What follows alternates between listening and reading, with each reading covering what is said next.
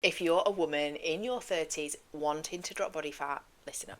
I've done 6 weeks of a 6 week fat loss phase, and I've been sharing a week by week update of how it's going, where I've struggled, where my head's at, and everything else along the way. If you're watching this, chances are you may have struggled with fat loss.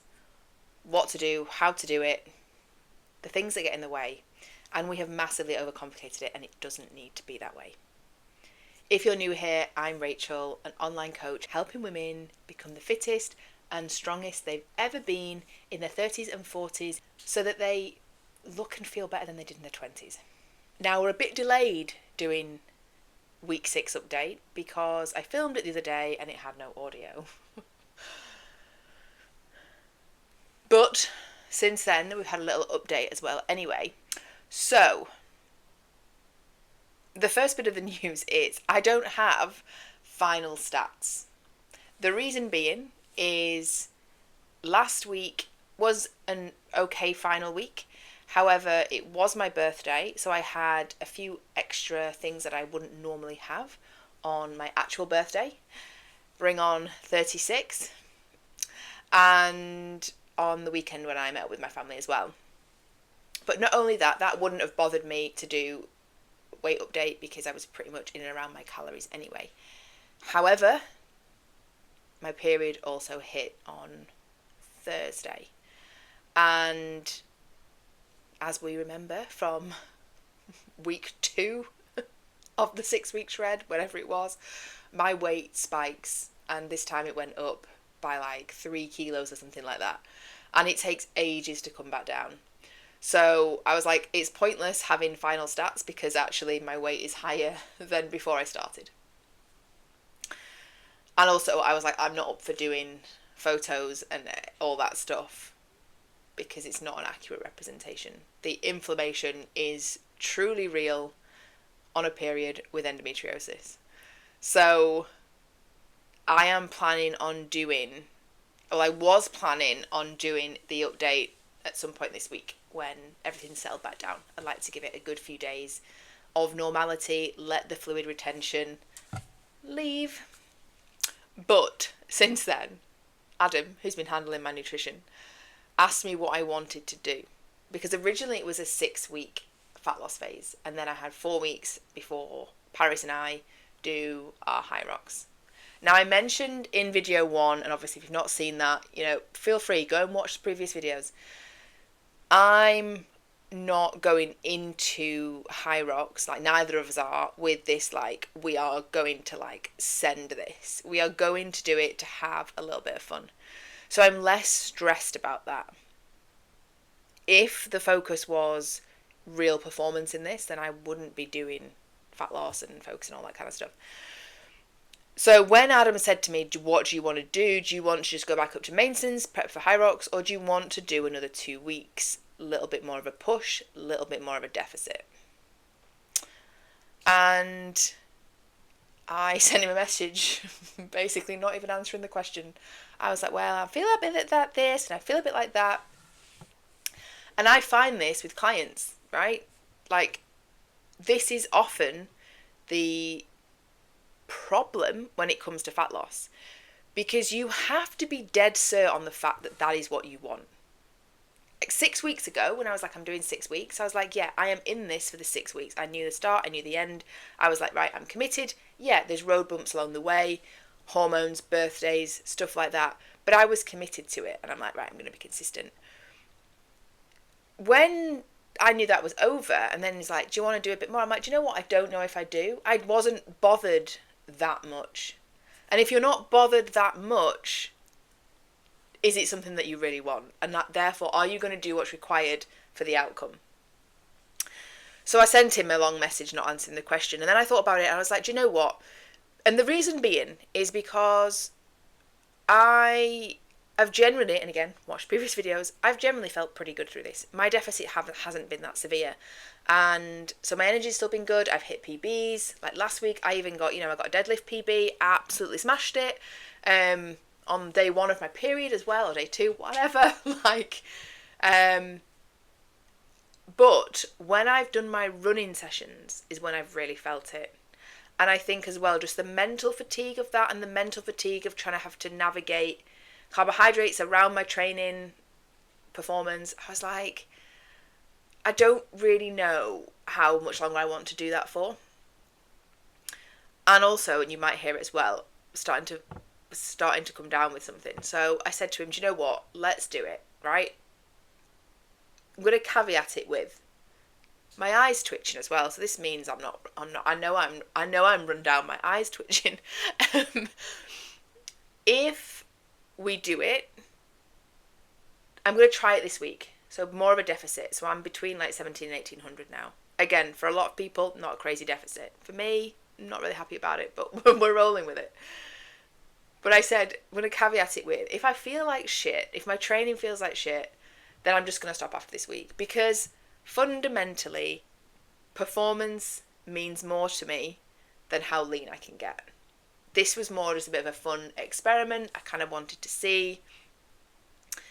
So that's where we're at. We're actually on a potential 7 or 8 week shred. So that is the update the 6 week shred in that regard. Now, a few things I want to go back through which highlighted to me last week, and then how different I feel this week. So, as I mentioned last week, it was period week, and I see this with my female clients as well, where they're like, oh, I was just so hungry, sleep often goes to shit prior to period, hunger levels increase. It's not just about that you always just want chocolate, it's often that you just want more food, and there's a biological reason for that. So sometimes fighting that isn't helpful, and it's often where it's useful to have a lot more warming, more food volume, having some of the treats and things that you enjoy as well. But knowing that, like this week, one of the reasons why I was up for kind of going into more of a deficit was because on the other side of my period, I have no food preoccupation at all. Like food, yes, I think about it and I want to eat and I still get hungry, but I don't have the same thoughts and cravings that I do in the few days before my period. And so you might be very similar. And those are things that are really important to be aware of when you're doing certain things, whatever, even from a work perspective. I know cognitively I am better at certain parts of the month than other times. My decision making is sharper, I'm not going to make big decisions in the few days before my period. It makes no sense to do that. So it goes back to learning more about you and your cycle, your triggers, things that you need. Everyone is different, but you will have certain things that crop up in some form each month. So pay attention to that. It might be that there's a week a month that if you're in a deficit, that you actually come out of that deficit slightly. You have more calories in that time. If it's so difficult to stick to, why make it harder for yourself? And women often struggle because they're like, well, I'm either in the fat loss phase or I'm not. It's like, well, you could have 3 weeks of a deficit and then the week before your period go up to maintenance. You're still in a net deficit over time. So there's so much like that is really important to consider and implement. The other thing is, when calories drop, and some people, because of maybe your starting point, your height, your weight, if you are a smaller woman, you are likely going to need less calories in a deficit. Now, there's things you can do to manipulate that. The more muscle mass you have, the longer your training age, the more active you are. I'll often say to my women, would you rather do more steps or reduce food? I'd rather do more steps than reduce food. But if your calories drop, like for me, I've gone from 2,000 to between 17 and 18. So I'm thinking like ballpark 1750. Like that means that my oat latte that I will have out occasionally a couple of times a week, I'm probably not going to do that, or it's only going to be on the day that I go running this week that I'm going to enjoy that. That's already going to save me like 150, 160 calories.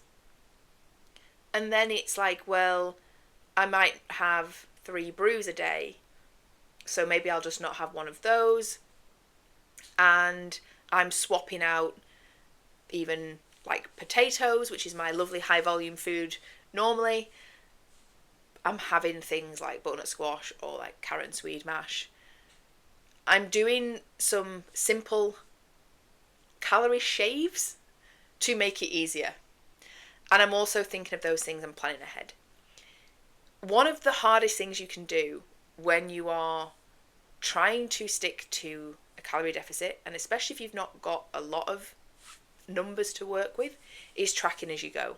If you track as you go, you're going to get to the evening and think, I have no calories left. So plan for the things that you do have daily.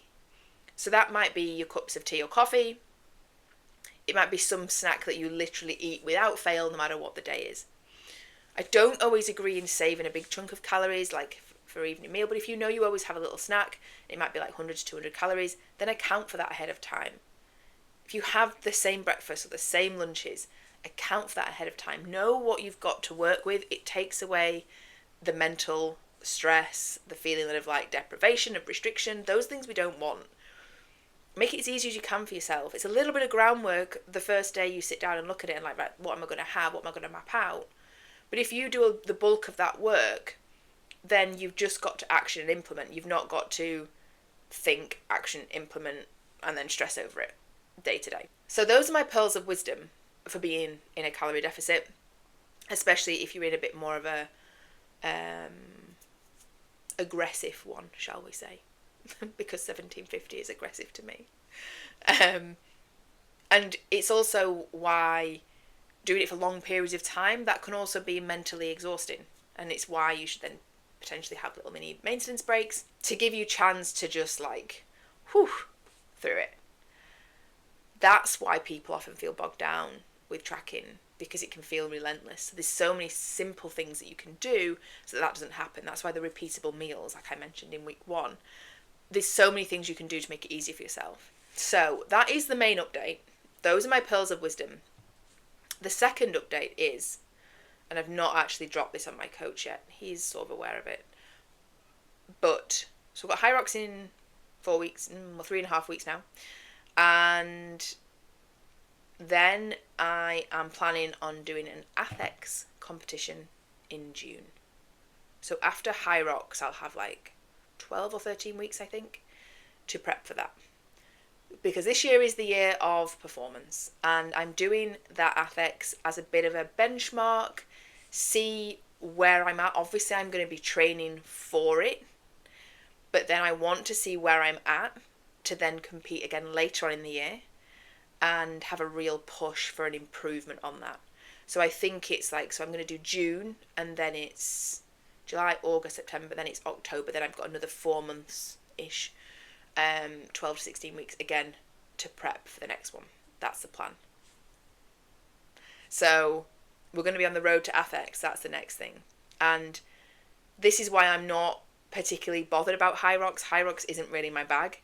Athex is, because it's lifting and it's some cardio work as well. And so I'm super excited about doing that, because for me, performance first, always. It's what I've been sort of talking about through this process. Why I've been invested in the 6 weeks, but it's not. Performance is my thing. I want to be able to be strong and fit, and I want my output to be good. I want my capacity to be good. I want to do all those things really well and keep improving that.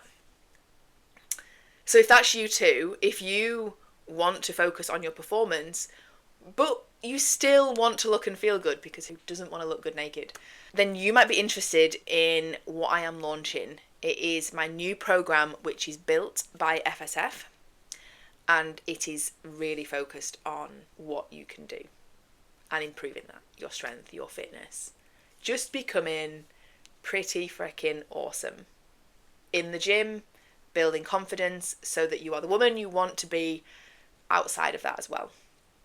So my program is launching on the 16th of March. I've got 5 spaces available.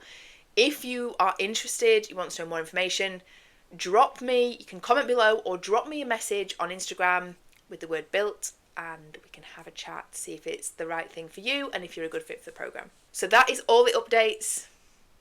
I will see you in the next video, whether that is the final update, week 7, or if there is going to be a final week 8. I'll see you then. Have a great week.